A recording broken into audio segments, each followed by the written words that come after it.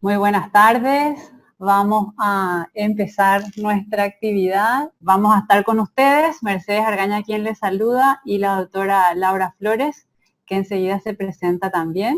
Y formamos parte de una organización que se llama Vitalitas, Personas y Organizaciones Saludables. Y nuestra misión principal es generar conciencia sobre la importancia de la gestión preventiva de los riesgos laborales, de cuidar el ambiente de trabajo en todas sus facetas.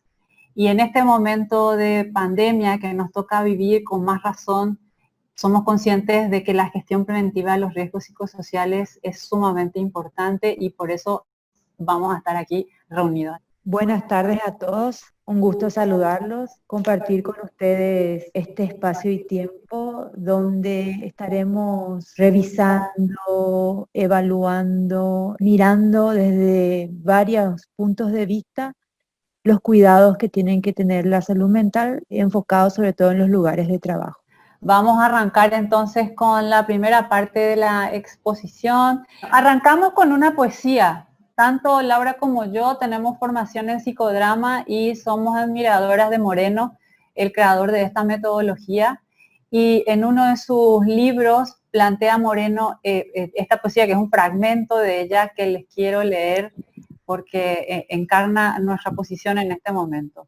Un encuentro de a dos, ojo a ojo, cara a cara, y cuando estés cerca, arrancaré tus ojos y los colocaré en el lugar de los míos, y tú arrancarás mis ojos y los colocarás en el lugar de los tuyos.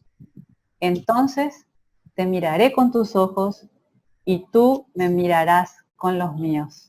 Entendemos que estamos en un tiempo de empatía, en un tiempo en el que necesitamos mirarnos, escucharnos, comprendernos, generar sensibilidad para poder reaccionar a este desafiante momento en el cual nos encontramos.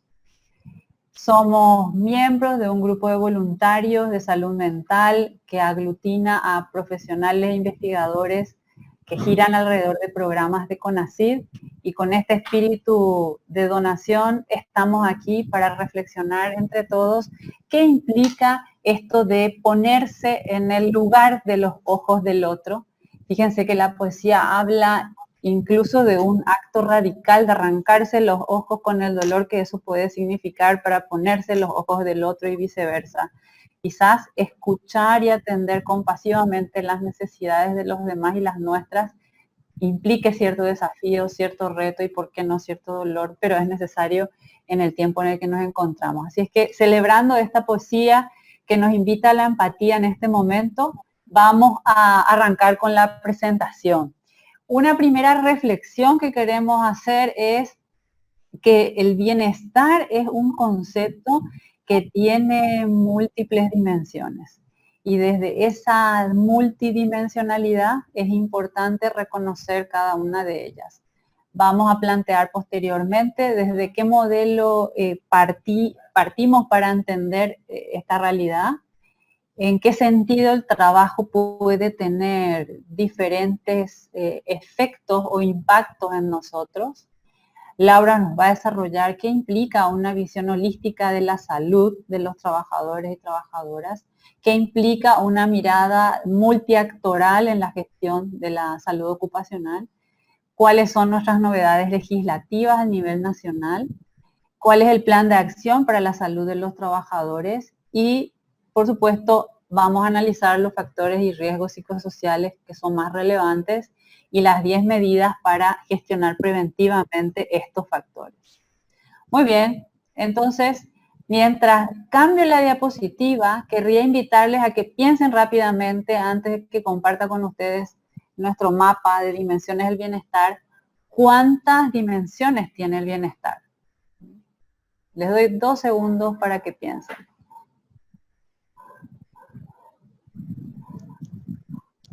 Con seguridad habrán pensado en varias de estas que les estoy mostrando. El bienestar tiene una dimensión corporal, física. Nuestro cuerpo, digamos, puede sentirse afectado, impactado, dañado o mejorado según cómo desarrollemos esta dimensión física corporal, pero también tenemos una dimensión social relacional, una dimensión intelectual a través de la cual nos desarrollamos, generamos capacidades cognitivas, una dimensión emocional que nos permite desplegar todo un espectro grande de estados emocionales en las diferentes situaciones y relaciones en las que nos toca vivir y trabajar. La dimensión del bienestar en su faceta ocupacional, cómo somos y qué hacemos en el contexto de nuestras ocupaciones, que pueden ser remuneradas o no remuneradas, pero también se enfatiza la importancia de una dimensión espiritual que habitualmente se define como nuestra orientación hacia la espiritualidad, no solamente en un sentido religioso restringido, sino nuestro anhelo de trascendencia y de encontrar sentido a nuestra existencia. También la dimensión ambiental, o sea, podemos estar muy bien emocionalmente, muy bien en nuestras relaciones, pero si vivimos en un ambiente contaminado, y de esto después Laura nos puede hablar mucho más, por supuesto que se resiente nuestro bienestar general y podemos incluso resultar enfermos si el ambiente está contaminado.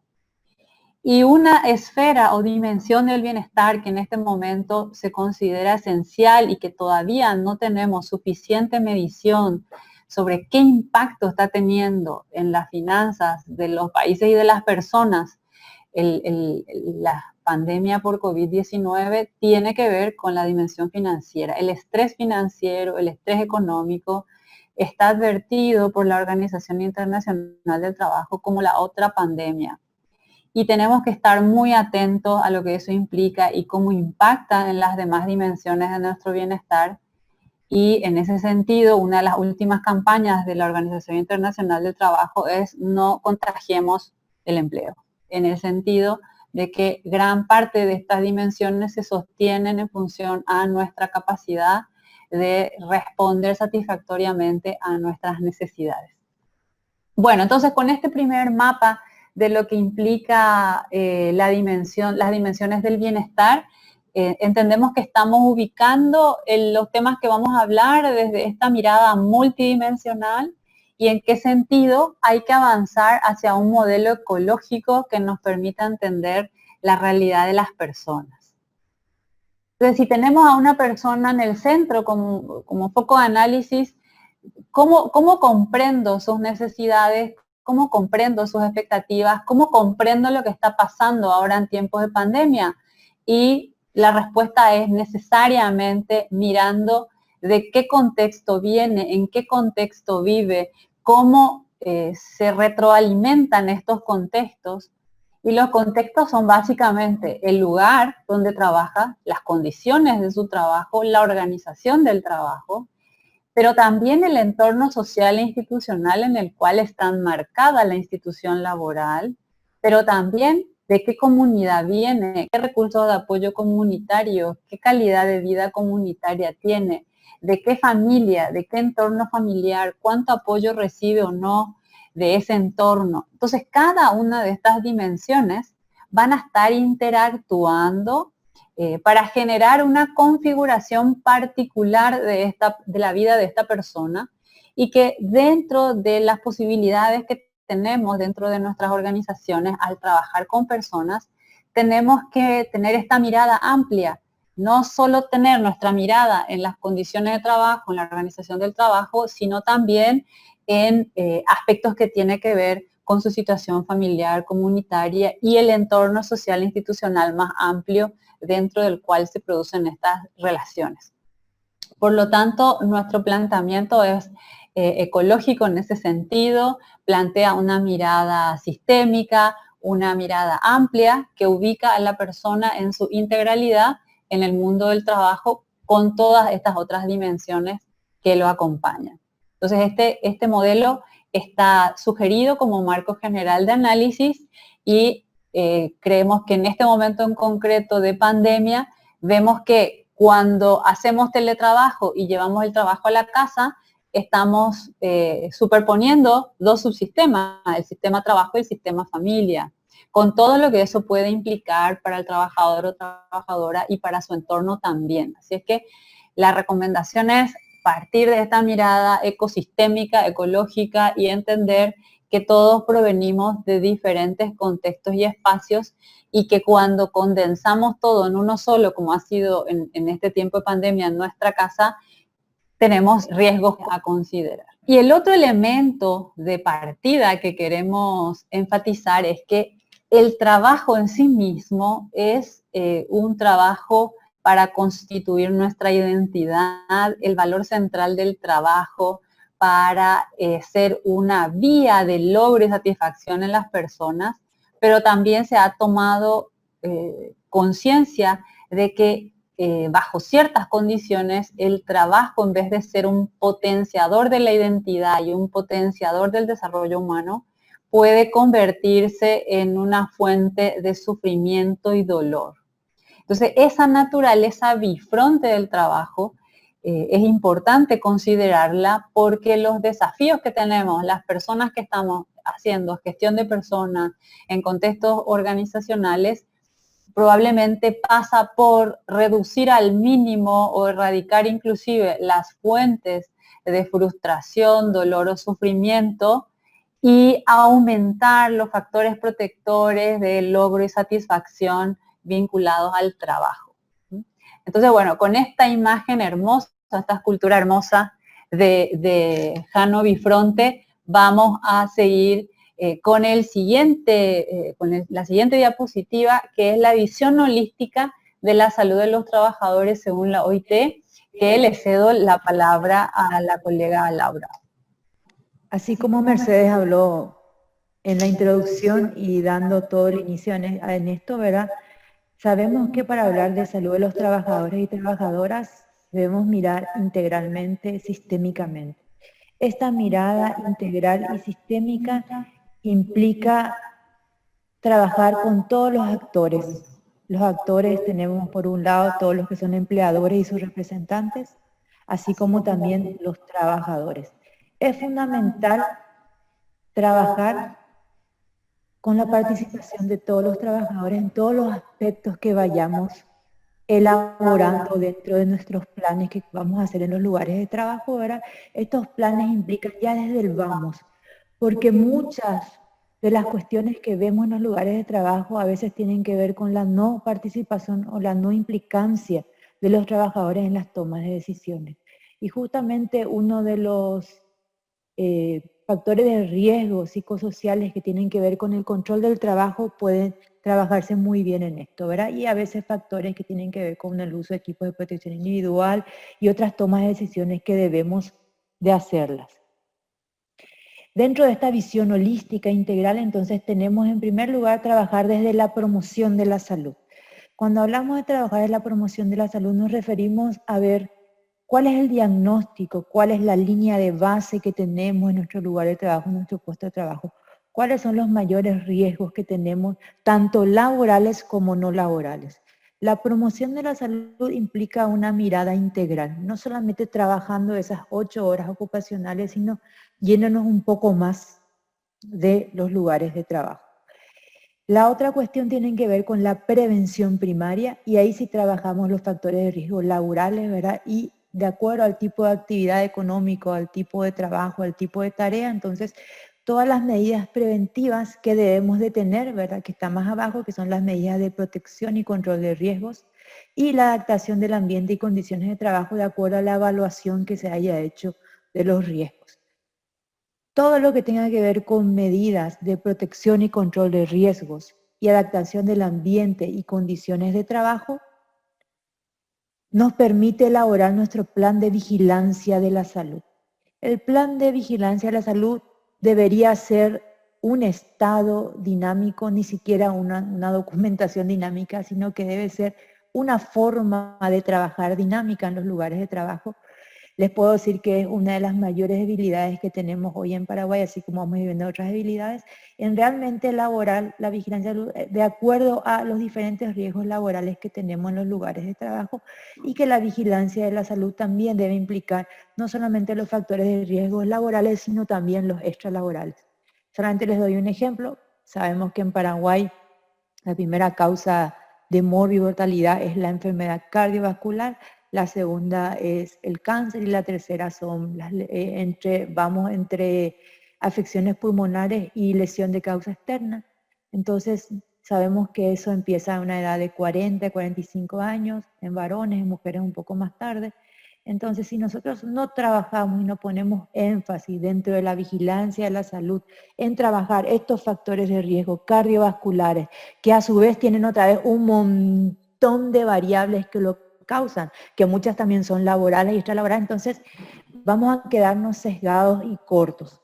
La vigilancia de la salud debería ser holística y el lugar de trabajo es un buen lugar donde la gente está 8 horas o más, incluso 30 años o más de su vida trabajando, y un buen lugar donde nosotros podamos trabajar todos estos factores. Si tuvimos o se tiene, ¿verdad? Lastimosamente un trabajador o trabajadora que se ha accidentado, lesionado, enfermado trabajando, también la visión holística implica que podamos tener todo el sistema de referencia a tratamiento y rehabilitación. Esto tiene que ver con los accesos a salud, acceso a seguridad social, y posteriormente, ¿verdad? Una vez que nosotros tengamos todo lo que tenga que ver con tratamiento y rehabilitación y el trabajador, la trabajadora puede volver a trabajar, entonces todo el sistema de reinserción en el empleo, que no es una cuestión menor, sino que es bastante compleja. Vemos que pasa, incluso ahora ustedes saben que con la pandemia se ha visto cómo nuestro sistema ha sido muy frágil y débil en varios aspectos que tienen que ver con personas sobre todo vulnerables, y que tienen que ver con diferentes situaciones o diferentes personas con enfermedades que no han podido reinsertarse en el empleo, y eso es una cuestión muy complicada. Dentro de lo que se llama espacios multiactor para la gestión de la salud ocupacional, entonces hemos diseñado lo que nos, de acuerdo a la experiencia, a los diferentes trabajos de investigación que hemos realizado, de acuerdo a cómo trabajan en otros países, ¿cuáles serían los 3 áreas o aspectos que deberíamos de integrar para que realmente la salud ocupacional sea lo que queramos que sea, todo lo que trabajamos en esto, ¿verdad? Una disciplina donde estamos varios tipos de profesionales y técnicos en busca del bien común y de la promoción y protección de la salud de todos los trabajadores y trabajadoras. Dentro de estos espacios multiactor, una parte tiene que ver con los instrumentos legales, ya desde la instauración de una política pública, una política nacional en salud del trabajador, que implique todo lo que sean los objetivos, indicadores y acciones que tenemos que tener. Esta política pública debe de estar inmersa dentro de todos los sistemas. Eso quiere decir sistema público, sistema privado y otra vez dentro de los niveles macro, meso y micro. Quiere decir que la política debería estar integrada a nivel nacional, a nivel de empresas e instituciones y también ya dentro de los lugares de trabajo. En cuanto a la legislación y protección social inclusiva, hemos visto en la pandemia, ¿verdad? Sabemos muy bien que tenemos una gran debilidad con respecto a la cobertura en seguridad social, y justamente una de las cuestiones que se trabaja en esto es qué tan precario es mi trabajo, qué tan precario es mi empleo. Si salgo hoy de trabajar porque tenemos algún problema COVID, algo voy a recibir una remuneración o no voy a recibir una remuneración. Es un problema muy complejo, ¿verdad? Y que ahora se ha visto y ya se venía avisando en todos los tipos de estudios, ¿verdad? Que realmente una de las grandes debilidades es esta protección social que debe ser fortalecida en el país. En cuanto a instrumentos de control, todo lo que tiene que ver con los sistemas de monitoreo, vigilancia y control, que pueden ser tanto a nivel de las autoridades gubernamentales, así como los sistemas de acreditación y calidad. Las normas ISO y otras normas, ustedes saben que hay un montón de normas, ¿verdad?, que las diferentes empresas, de acuerdo a su tipo de actividad económica, pueden ir acreditando. Todos estos instrumentos de control hacen que realmente todo lo que uno elabora en su plan de prevención, dentro de su programa, dentro de su política, entonces realmente pueda ser visto, vigilado y monitoreado. Y en la gestión del conocimiento, que también es una cuestión bastante débil en el país, la formación en salud ocupacional. Y la formación se tiene que trabajar en todos los niveles. Todos los niveles me refiero que tenemos que empezar en las escuelas, como muchos programas en muchos países lo tienen. Escuela, colegio, universidad. O sea que estemos hablando de esto o para una persona de 20, 22 años que pasó por el colegio y está en la universidad no sea algo nuevo, no sea que recién se entere cuando empieza a trabajar, cuando empieza su actividad laboral, sino que ya viene integrado dentro de todo nuestro sistema educativo y que también tiene que ir muy ligado a la cuestión medioambiental. Son los dos aspectos que deben de integrarse ya desde la escuela. Y la parte más débil aún dentro de todo el sistema es la investigación en salud ocupacional. Así que estos son los sectores que deben ser fortalecidos para mejorar estos espacios multiactor y que realmente tengamos los espacios saludables de trabajo que queremos. En cuanto a nuestra regulación, legislación, ustedes saben que desde el año 1950 contamos con varias regulaciones específicas y no específicas en salud ocupacional y que desde el año 2017 contamos con la ley que crea el Sistema Nacional de Prevención de Riesgos Laborales. Esta es una ley diferente a otras regulaciones antes y en general es diferente porque no es una ley como tenemos en todos los sistemas anteriores causal reparador. Es una ley que trabaja desde la protección, la prevención y la promoción. Quiere decir que tenemos que anteponernos a que tengamos las contingencias laborales, tanto lo que tenga que ver con accidentes de trabajo como enfermedades profesionales. También esta ley es fundamental porque se trabaja, y es la primera vez que aparece el término de evaluación de riesgos psicosociales y evaluación de riesgos ergonómicos. El cuidado debe ser integral. ¿Qué quiere decir eso? Que en este caso el trabajador o trabajadora debe ser responsable de su cuidado, tanto de riesgos laborales como no laborales, y también el empleador, que ya teníamos en el Código de Trabajo y otras normativas, es responsable del cuidado de la prevención y protección de la salud física, mental de todos los trabajadores y trabajadoras en el lugar de trabajo. Es fundamental esta ley en el sentido de que nos da el pie para trabajar los riesgos ergonómicos y psicosociales y también porque nosotros estamos atrasados en todo lo que es Mercosur, ¿verdad? Todos los otros países ya tenían las evaluaciones de riesgos ergonómicos y psicosociales ya desde muchos años, algunos 20 años antes, ¿verdad? Y para nosotros esto empieza recién en el 2017. Una gran cuestión es que falta su reglamentación, pero ya hay artículos que pueden seguirse trabajando y empezando a hacerla, ¿verdad? Como son las documentaciones, ¿verdad? Hay una serie de artículos que son de aplicación directa. Bueno, el plan de acción sobre la salud de los trabajadores es un plan de acción elaborado por la OPS, Organización Panamericana de la Salud. Este plan de acción sobre todo tiene 5 líneas estratégicas y la línea estratégica número 2 tiene que ver con la identificación, evaluación y prevención y control de todas las condiciones y exposiciones peligrosas en el trabajo. Esto quiere decir de que lo primero que deberíamos hacer, como ya hablamos en la visión holística y también en la ley 5.804, es identificar cuáles son las fuentes, los peligros que tenemos, la evaluación de riesgos, ¿ok? A través de diferentes métodos que tenemos. Sabemos que la que tenemos en Paraguay, aprobada por resolución de la resolución 846, ¿verdad? Del 2015, que es el método de evaluación de riesgos, y a partir de esa evaluación de riesgos, entonces, todas las medidas preventivas, tanto técnicas, organizativas, administrativas, de formación que debemos de tener en los lugares de trabajo. También este plan de acción enfatiza o pone su foco en los sectores económicos críticos o actividades económicas de mayor riesgo, que ya en la ley 5804 nos dice que los recursos preventivos que tenemos que tener en el lugar de trabajo van a depender del nivel de riesgo. Y da 5 tipos de riesgo, de los cuales, por supuesto, el nivel de riesgo 5 serían aquellas empresas que tienen mayor riesgo, ¿verdad? Tanto de contingencias laborales, accidentes de trabajo y enfermedades profesionales. Y para terminar esta parte es recordarles que también tenemos como norma paraguaya voluntaria la ISO 45000. Esta norma, la ISO 45000, es una norma del sistema de salud ocupacional que enfatiza nuevamente los riesgos psicosociales, ¿ok?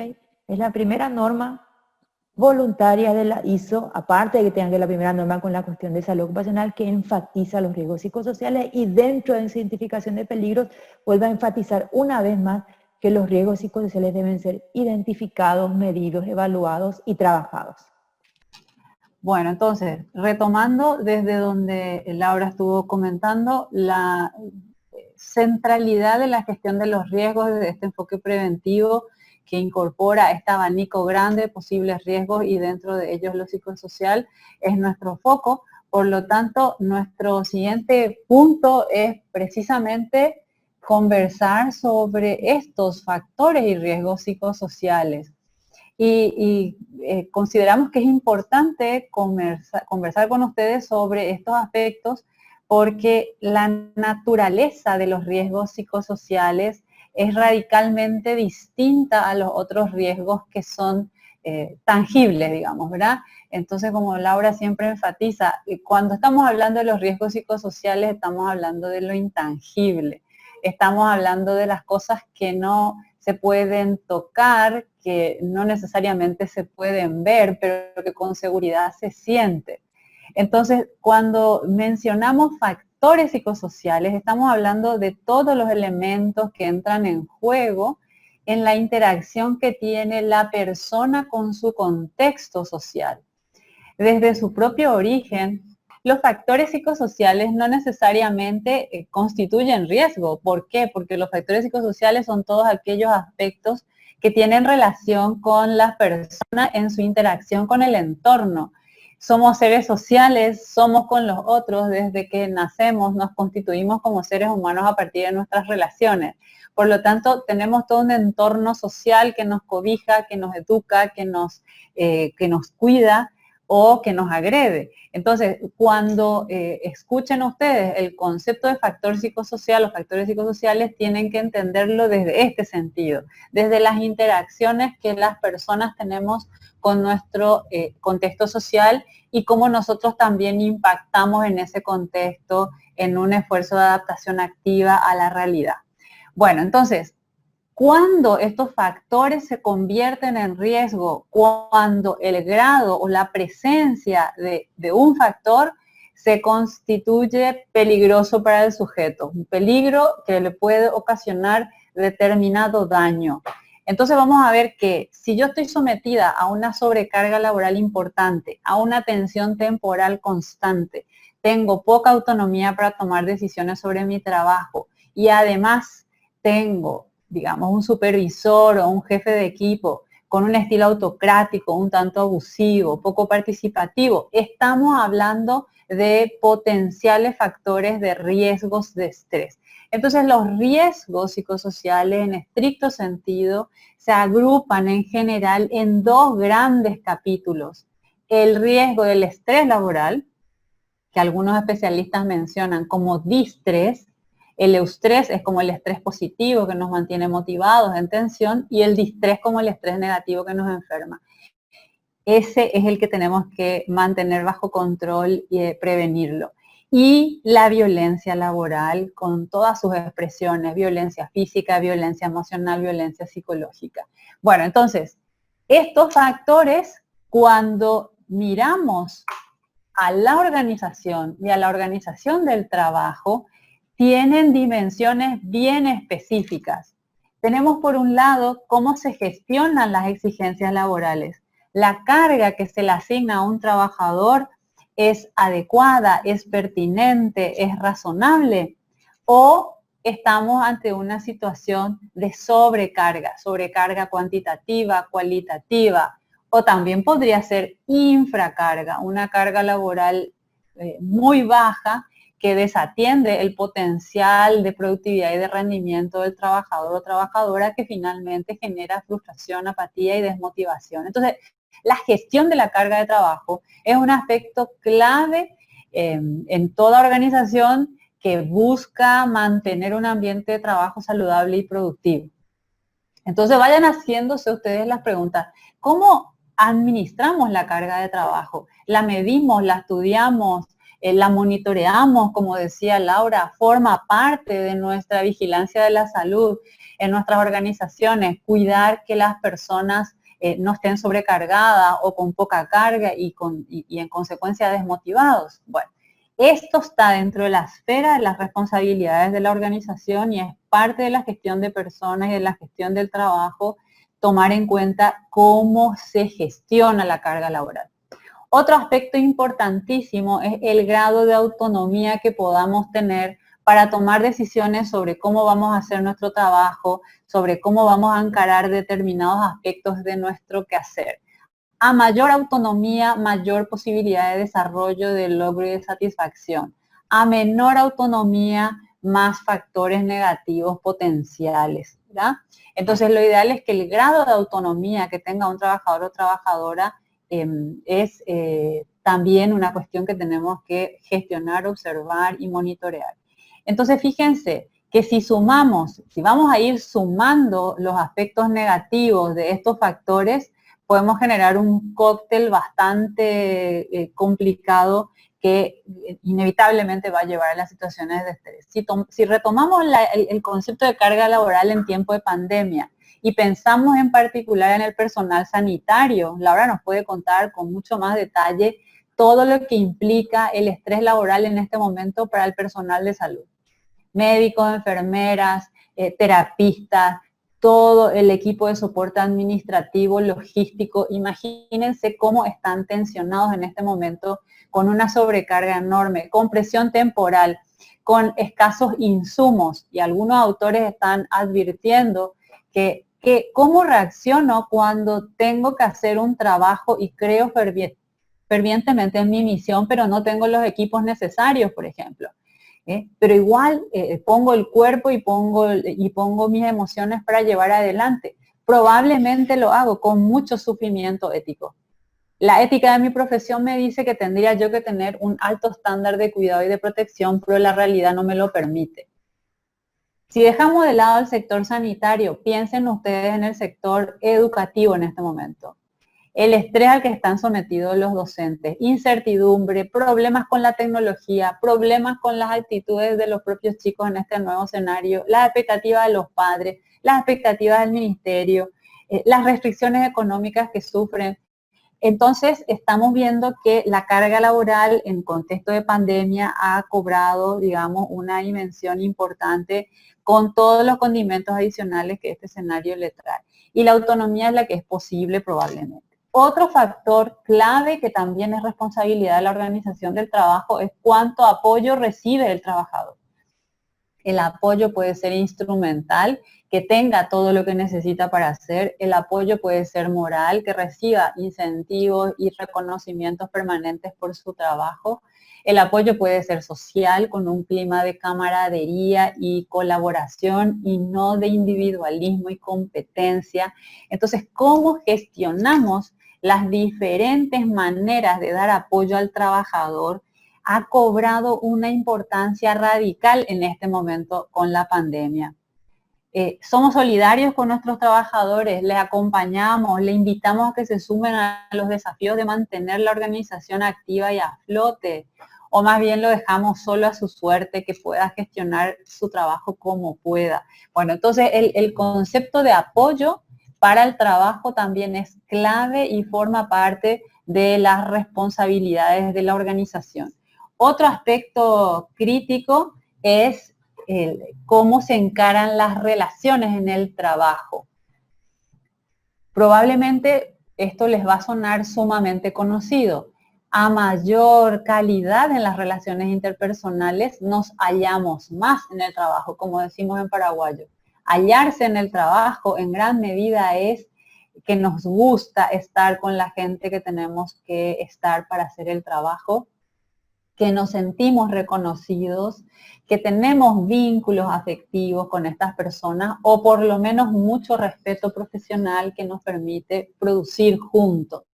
Entonces, cuidar las relaciones en el trabajo también forma parte de la gestión de los factores psicosociales en la organización.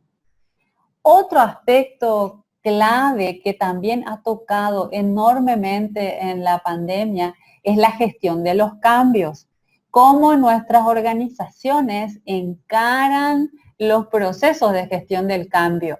Cómo hemos sido preparados para esta gran maratón de convertir a virtual prácticamente todo lo que hacemos. Nos han tirado a la piscina para nadar sin salvavidas o nos han ayudado a prepararnos, nos han facilitado recursos, nos han explicado por qué necesitamos hacer determinados sacrificios para mantener a flote la empresa o nuestro puesto de trabajo. Entonces, la gestión del cambio o la gestión de los cambios es importantísimo y tiene un componente psicosocial enorme. La gente se angustia, se desespera cuando no entiende por qué se toman ciertas decisiones en la organización que le pueden afectar.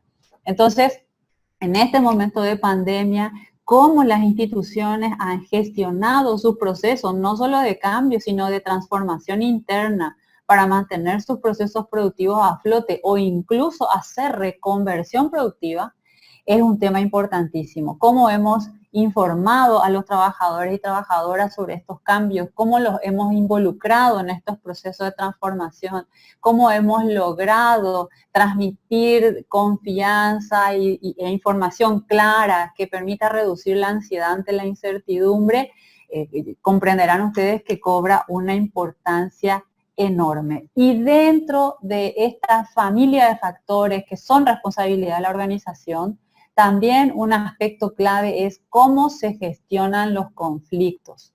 Generamos en nuestros entornos organizacionales la suficiente seguridad psicológica y la confianza para que la gente hable con sinceridad y tramite sus malestares, sus puntos de desacuerdo, o tenemos entornos sordos, ciegos y mudos a los distintos problemas que se presentan en la dinámica del día a día, en las interacciones laborales. Entonces, la gestión preventiva de los conflictos, estar atentos a todos los aspectos que están latentes y que si no son gestionados pueden desencadenar procesos conflictivos que desencadenen incluso situaciones de violencia, también forma parte de los factores psicosociales que debo gestionar preventivamente para que no se vuelvan factores de riesgo.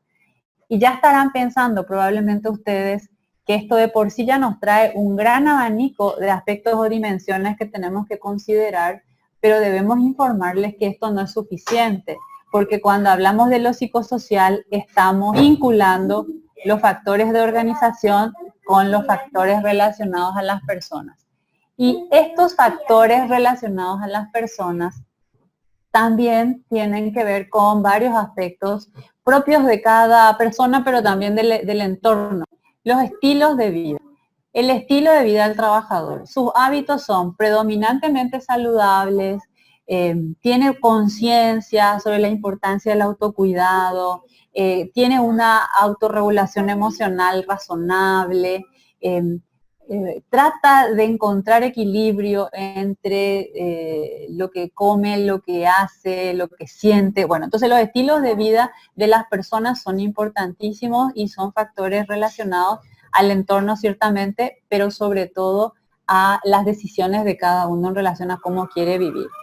Otro aspecto importantísimo que ya era un desafío enorme en tiempos de pandemia, de prepandemia, y ahora en la pandemia es mucho más, tiene que ver con la conciliación de la vida laboral con la vida familiar o personal. ¿Cómo nos va hoy trayendo la escuela a la casa, el trabajo a la casa, las reuniones a la casa, virtualizando todo? Probablemente estamos ante un escenario en el que ha salido a la luz los enormes desafíos que hacemos hombres y mujeres para encontrar cierto equilibrio en nuestra conciliación de vida laboral con vida familiar y personal. Y atender estos aspectos que parece que están circunscritos a las realidades de cada individuo, en realidad son cuestiones sociales también. ¿Por qué? Porque se han cerrado las guarderías, se han cerrado las escuelas, y hoy sobre la sobrecarga que probablemente tenemos las mujeres por tener que afrontar todas estas responsabilidades en un mismo espacio convergente, ya está advertido por las diferentes agencias especializadas en este tema, ONU Mujeres, la propia OIT, que nos muestran la necesidad radical y urgente de encontrar como sociedad nuevas maneras de atender las tareas de cuidado y las tareas domésticas, de apuntar a una mayor corresponsabilidad entre hombres y mujeres. Y en ese sentido, estamos convencidas que la pandemia nos trae la hermosa oportunidad de poner esto en la agenda pública para acelerar los cambios sociales que necesitamos. Otro aspecto importantísimo que tiene que ver con las personas, pero que puede impactar tanto en su vida como en las relaciones de trabajo, son las crisis existenciales que uno puede tener. La muerte de un ser querido, un proceso de divorcio, el conflicto con un familiar, graduarse, presentar la tesis, presentar una investigación, lo que fuera, que sea importante y que marque hitos en la vida de la gente, tenemos que tomarlo en cuenta porque forma parte de lo que le pasa a la gente, y lo que le pasa a la gente impacta también en su trabajo y en su entorno laboral y viceversa. Es decir, si yo estoy en un proceso de divorcio doloroso y complejo, que también la pandemia ha traído muchas crisis de pareja por todo lo que ya habrán ustedes podido leer a través de los medios, y la empresa está ajena o ausente de esa situación y le exige al trabajador o trabajadora un rendimiento igual o superior a antes de estar en esta crisis, ¿qué les parece a ustedes que pasa con la persona? Entonces, la sensibilidad que puede tener la organización para entender qué le pasa a la gente en determinados momentos de su vida y que las políticas de la empresa más humanas, más flexibles, más compasivas, pueden marcar una diferencia radical entre sentirnos bien o sentirnos mal en el trabajo. También cómo las personas encaramos nuestras relaciones, nuestra capacidad de construir relaciones, nuestra asertividad, nuestras habilidades socioemocionales para relacionarnos con los otros. Entonces, probablemente ustedes dirán, pero eso tiene que ver con cada uno. Sí, pero a mayor habilidad socioemocional, mejores competencias para el relacionamiento óptimo laboral. A menor desarrollo de estas habilidades, más dificultades. ¿Puede la organización ayudar a las personas a mejorar estas competencias? Puede. Estamos hoy en contexto de pandemia permanentemente sometidos a mucha tensión emocional. Sí. ¿Cómo gestionamos preventivamente eso? ¿Qué cuidados y qué herramientas podemos poner a disposición de los trabajadores y trabajadoras? Y otro aspecto clave tiene que ver con la situación financiera. La inseguridad en el empleo, que el salario no alcance para las condiciones mínimas dignas, todo lo que ya les mencioné que advierte la OIT de los estragos que puede causar la crisis económica, el estrés financiero, el estrés económico, está en la agenda cotidiana en nuestras organizaciones. En educación financiera tenemos que invertir, tenemos que trabajar en nuestros esquemas de remuneración para que sean lo más justos posibles. Tenemos que ayudar dentro de lo que se pueda a que las personas puedan gestionar bien sus recursos económicos y financieros para evitar desbalances importantes. Y finalmente, las propias características de cada uno de nosotros, nuestras capacidades, nuestras necesidades, nuestras expectativas. ¿Cómo abordo todo esto? Lo vamos a ver dentro de un rato en función a las 10 medidas que plantea la OIT, que son medidas interesantes y razonables para gestionarlas. Pero les diría además que para conocer todas estas dimensiones tengo que conocer al trabajador o a la trabajadora, saber de su vida, construir, digamos, bases de datos razonables sobre el estado civil, cuántos hijos, de qué edad, tiene personas mayores a su cargo, está estudiando, está en fase de concluir una carrera. Esos son datos que con seguridad la mayoría de las personas van a querer compartir y son muy importantes para que los tengamos en cuenta y podamos monitorear cada uno de ellos y ver cómo podemos ayudar y potenciar a las personas. Bueno, entonces, a partir de esto, querríamos hacer algunas preguntas vinculadas a esto que estamos hablando. La primera pregunta les consulta sobre cuánta atención reciben los factores psicosociales en la empresa de la cual forman parte. La respuesta se hace en una escala de 1 al 5. 1 es el menor número, 5 es el mayor. La segunda pregunta les consulta si ustedes consideran que se previene el estrés laboral en las organizaciones de las cuales forman parte. La tercera pregunta, si se previene la violencia laboral. Esto básicamente implica contar con protocolos preventivos y de actuación ante posibles casos, además de capacitar preventivamente a las personas. La cuarta pregunta, si podría mejorarse la gestión preventiva de los riesgos psicosociales en la empresa. Y la quinta es si consideran importante hacer campañas informativas sobre estos factores psicosociales que hay que considerar en función a lo que estuvimos hablando. Este tipo de preguntas son muy importantes para que podamos tener una idea de cómo estamos en nuestras organizaciones y que podamos evaluar eventualmente qué más podemos hacer además de lo que ya estamos encarando en este momento.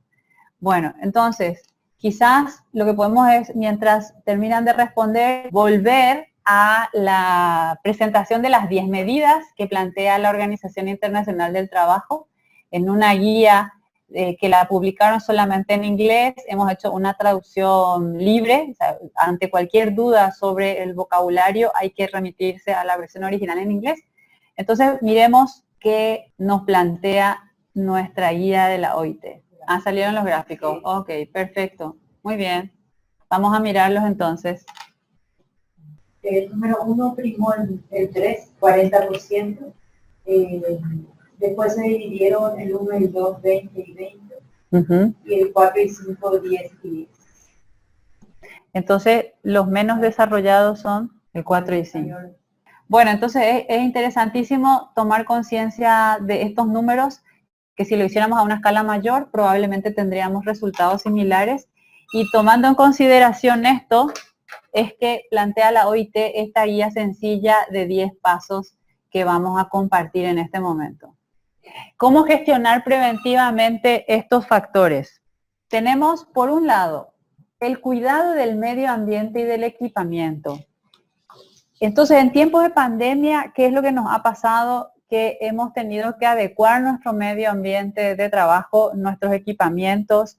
Hemos tenido que hacer cambios importantes en el entorno, trasladar puestos de trabajo a las casas. Y eso probablemente nos ha generado bastantes cambios.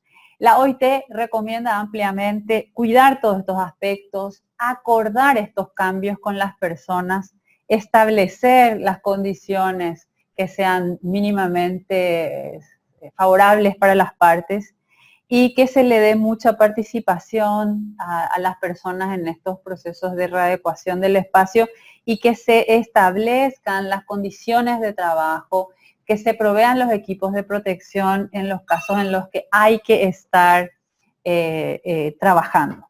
Bueno, entonces, la segunda medida tiene que ver con lo que ya habíamos hablado, la administración de la carga de trabajo, del ritmo de trabajo y del horario de trabajo.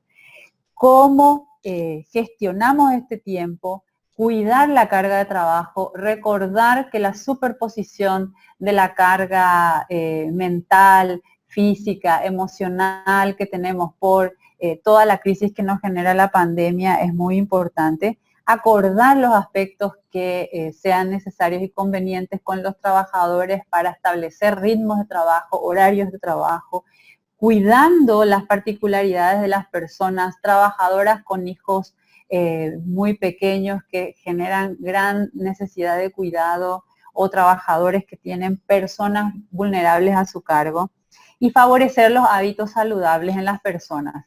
¿Por qué? Porque estar trabajando en la casa sin horarios y sin descuidando todas nuestras rutinas y todos nuestros espacios habituales de interacción puede generar importantes desajustes y someternos a estrés.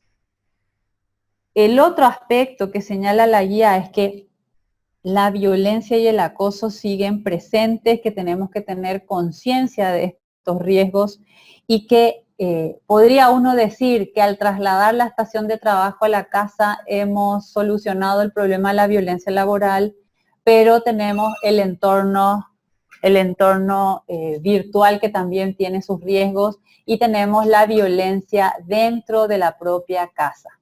La violencia intrafamiliar se ha aumentado considerablemente, indican las estadísticas. Entonces, en estos casos más que nunca son importantes los protocolos y los procedimientos preventivos de la violencia laboral, y también tomar conciencia de los riesgos de la violencia doméstica, y es mucho lo que se puede hacer desde las empresas para mitigar estos efectos. Hay programas muy interesantes como Empresas Libres de Violencia que plantean las distintas acciones que las empresas pueden encarar para llevar adelante sus programas preventivos. El otro aspecto esencial, como ya estuvimos señalando, es cuidar el equilibrio familia-trabajo, familia-vida personal, familia-vida laboral. Hoy más que nunca trabajar desde la casa trae los riesgos de la sobrecarga, como ya les decía. Es importantísimo cuidar flexiblemente la gestión del tiempo y los horarios, establecer las medidas de apoyo que sean posibles con los trabajadores y realizar los ajustes que puedan ser razonables, tomando en cuenta lo que sea necesario en cada caso. Escuchar a los trabajadores, solicitar la opinión de cada uno de ellos para los ajustes y las adecuaciones que tenemos que hacer. Muy bien, y el siguiente punto, ya le cedo el micrófono a Laura. En cuanto a aspectos de seguridad laboral, sobre todo que tenga que ver con seguridad social, sabemos que esta pandemia ha ocasionado un impacto profundo en la economía a nivel global, no solamente en nuestro país, sino que esto es globalizado. Sabemos también de la debilidad de nuestros sistemas en cuanto a esta cobertura que tiene que ver en protección social y contingencias no previstas, ¿verdad?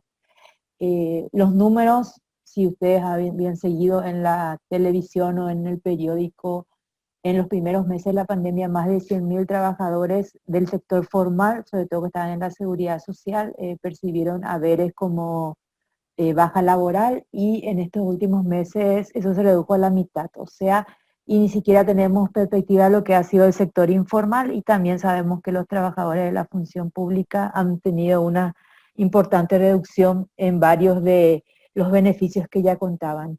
Entonces, esto genera mucho estrés, genera miedo, genera ansiedad, estresores económicos importantes, recortes, despidos, mucha gente ha quedado sin trabajo. En este caso, entonces, la recomendación es, en primer lugar, ser muy claros, informar bien a las personas trabajadoras en cuanto a los derechos que se tienen, las obligaciones, las licencias y todo el marco normativo acorde al sistema donde esté el trabajador, trabajadora, de los sistemas de seguridad social y de las cajas que tenemos en el país. Una cosa fundamental también es la formación, o sea, las personas que han quedado sin trabajo, ¿verdad?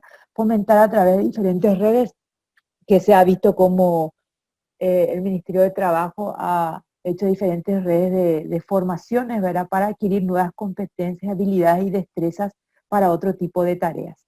El ítem 6 tiene que ver con liderazgo, el liderazgo gerencial. Es fundamental que las personas líderes de los lugares de trabajo, tanto de los cargos gerenciales, directores, gerentes, jefes de líneas de equipo, ¿verdad?, puedan estar muy bien formados e informados día a día, paso a paso, sobre los aspectos de la pandemia, formar a personas específicas que van a liderar el proceso de comunicación, el proceso de ir trabajando con las personas de los lugares de trabajo. En Paraguay tenemos como ejemplo los equipos de respuesta bipartito a la pandemia, ¿verdad?, que se han formado justamente para liderar estas áreas, y también el agente en salud y seguridad COVID, ¿verdad?, a propuesta del Ministerio del Trabajo, y también el mismo agente a propuesta del Ministerio de Salud Pública y Bienestar Social. Se recomienda que todos los lugares de trabajo y las empresas formen, tanto en todos los niveles, líderes gerenciales, jefes de área, líneas de trabajo específicas, así como a personas designadas específicas en todo lo referente a la pandemia. Ser claros es fundamental para poder trabajar seguros y saludables. En cuanto a comunicación, formación e información, ya todos los protocolos nuestros, más la recomendación de la OIT, es tener comunicación abierta y clara, evitar los rumores Y esto hace que se genere confianza en el lugar, en el espacio de trabajo. Del mismo modo, para que podamos resolver problemas y oportunidades de forma efectiva, ¿verdad? Ser muy claros en referencia a lo que implica este nuevo virus. Sabemos muy bien que hubo muchísima información y desinformación de todo tipo de lados, tanto técnicos, científicos, laborales, ¿verdad? Esto es algo muy nuevo, recién lo estamos aprendiendo. Todos los días tenemos información nueva, por lo cual ser claros y transmitir claramente esto es fundamental para evitar ansiedad, preocupación, sentimientos de amenaza, miedo a contagios, ¿verdad? En este caso se recomienda, por supuesto, la comunicación digital y otros niveles de comunicación. También todo lo que tenga que ver con la información que ya está todo dentro de nuestra legislación, el Código del Trabajo, la Ley 5.804 y todos los protocolos que han salido tanto del Ministerio de Salud como el Ministerio del Trabajo. El ítem 8 tiene que ver con la promoción de la salud. Ha habido un cambio drástico en los hábitos de vida de las personas. Sabemos que el confinamiento ha generado ausencia o disminución de actividad física, mala alimentación, problemas para dormir, podemos haber tenido o tener abuso de alcohol, tabaco, otras drogas. Entonces, más que nunca, trabajar la promoción de la salud desde el lugar de trabajo, impartiendo informaciones claras, concisas en cuanto a estilos de vida saludable es fundamental para tener menos estresores dentro de nuestro sistema biológico. Recuerden que el ser humano es un todo, ¿verdad? Y cada hecho que vamos teniendo en cada lugar entonces nos afecta, ¿verdad? Y uno de los primeros sistemas afectados es el sistema cardiovascular. En cuanto al apoyo social, y es algo que siempre decíamos en todo lo que son los entrenamientos y capacitaciones, lo que nosotros realmente hacemos acá es una distancia física, un distanciamiento físico, pero el distanciamiento social en este sentido, no es que el término esté muy correcto, sino lo que hacemos es distanciarnos físicamente, pero que mantengamos los vínculos sociales. Al contrario, tenemos que potenciar las redes sociales, los vínculos sociales, a través de reuniones virtuales, diferentes formas de apoyo social que podamos tener en el grupo laboral.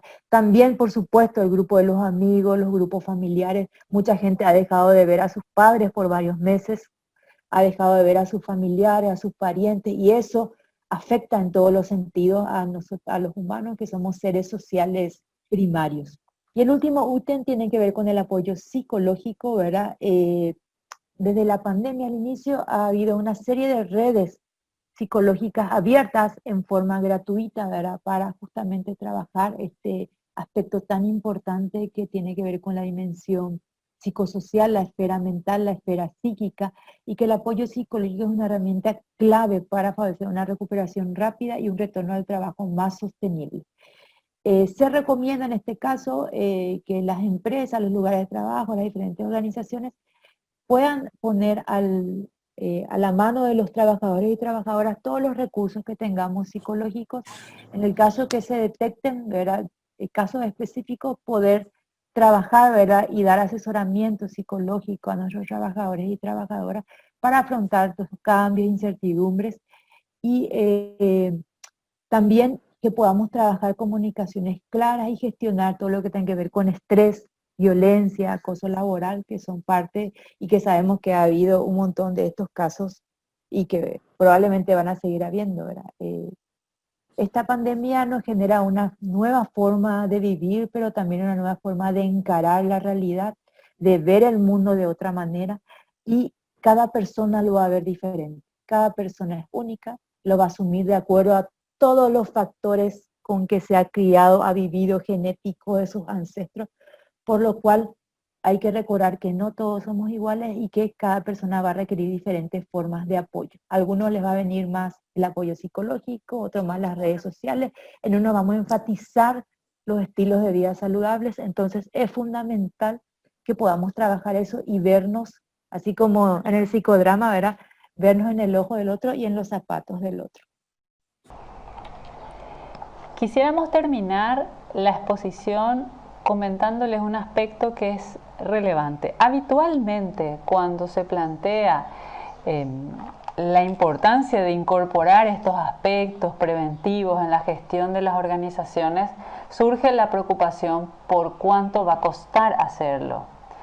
Queremos mostrarles que los pilares de la gestión preventiva de los riesgos psicosociales, todo lo que hace a la promoción de los factores protectores, se puede hacer con un presupuesto bajo, prácticamente a costo cero.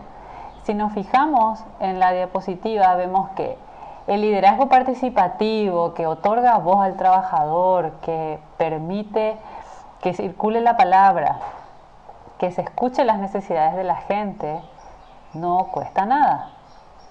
El trato respetuoso y justo, igualmente. La comunicación proactiva y clara, el pensar en cuáles son las necesidades, las expectativas y los intereses de las personas y comunicar en consecuencia. Promover el trabajo colaborativo, el trabajo en equipo, facilitar que en vez de que la gente compita, coopere. Todo eso se puede hacer con muy bajo presupuesto. Otorgar reconocimiento cuando sea necesario. La palabra justa en el momento adecuado. Qué buen trabajo, qué buena solución has dado. Me gusta tu dedicación, valoro mucho tu esfuerzo, etcétera. Se puede hacer con un presupuesto prácticamente inexistente. Y la retroalimentación adecuada cuando algo no salió bien. La retroalimentación respetuosa, no violenta, que ayuda a crecer, que impulsa hacia niveles de desarrollo superiores. Entonces, estas 6 maneras de favorecer un ambiente laboral saludable y satisfactorio, que en esencia son pilares de protección de los aspectos psicosociales en el trabajo, no requieren mayor inversión. Por lo tanto, el argumento de los costos debe ser desmontado y en realidad tenemos que asumir que ante este escenario todo es ganancia. Las personas que se sienten valoradas, respetadas y apreciadas generan una lealtad y un compromiso mucho mayor con la organización que si sucediera lo contrario. Por lo tanto, invertir energía y entusiasmo en instalar los factores de protección psicosocial y de prevención de riesgos psicosociales es pura ganancia para las partes. Bueno, y aquí se suma Laura porque estamos juntas, hemos hecho un proceso de desinfección, cada una dejamos nuestros tapabocas al costado para poder trabajar con mayor libertad, pero dentro del marco del cuidado, aquí estamos, generando este encuentro para ustedes, compartiendo con ustedes este espacio, muy agradecidas por el tiempo que le han dedicado a pensar con nosotras los desafíos de la gestión preventiva de los riesgos psicosociales. Van a recibir ustedes en su correo la guía de las 10 medidas que plantea la OIT y vamos a estar avisándoles oportunamente nuestros próximos encuentros y avisen también ustedes qué actividades hacen que estén relacionadas a estos temas que forman parte de nuestro compromiso, nuestra misión y nuestra pasión. ¿Verdad, Laura? Así mismo. Y suscríbanse al canal de YouTube, eso Así le pedimos es. por favor de Vitalitas. Creamos nuestro canal de YouTube, vamos a subir ahí el video y les invitamos a todas y a todos que se suscriban y que, como les dije, sumemos voluntades para construir comunidad. Muy bien, hasta la próxima. Gracias, gracias. Chao, chao. Un saludo grande al Grupo de Voluntarios de Salud Mental y ya nos veremos en los siguientes webinars. Muchas gracias.